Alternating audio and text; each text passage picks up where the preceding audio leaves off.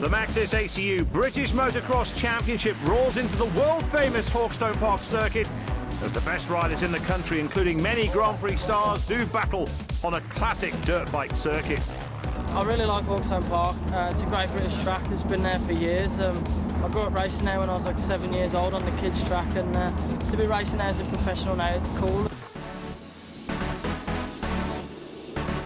The action takes place on May 22nd, and Hawkstone Park is centrally located just off the A49 near to the village of Hawkstone.